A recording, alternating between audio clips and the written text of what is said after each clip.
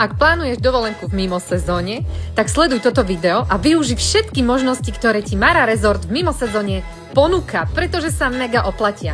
Inak toto je najväčší apartmán pre 6 plus 2, čiže 8 ľudí. A objednali sme si pobytový balíček s piknikovým košom, ktorý nás tu takto krásne čakal a nemusíme nič riešiť. O jedlo máte takto postarané. Nachádza sa tu aj obrovská obývačka s ešte väčším televízorom. No a poďte sa pozrieť na izby. Tu máme prvú spálňu. Tu sa nachádza druhá spálňa. No a ešte tu máme tretiu spálňu. No a mne robí najväčšiu radosť táto obrovská terasa s pohodlným sedením pre všetkých s nádherným výhľadom.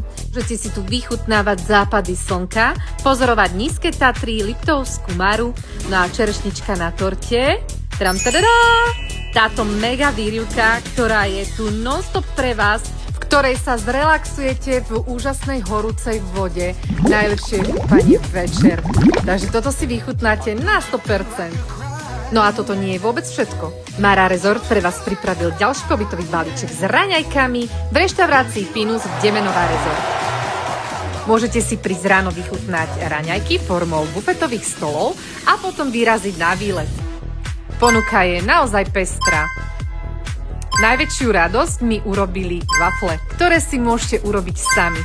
Takže to bola mega zábava. No a aby toho nebolo málo, pre detičky máte zadarmo Fun Centrum a taktiež návštevu v parku s alpakami, čiže kontakt so zvieratkami pre deti aj pre dospelých. No a aby som nezabudla, v cene balíčka máte aj wellness v Demenová Resort.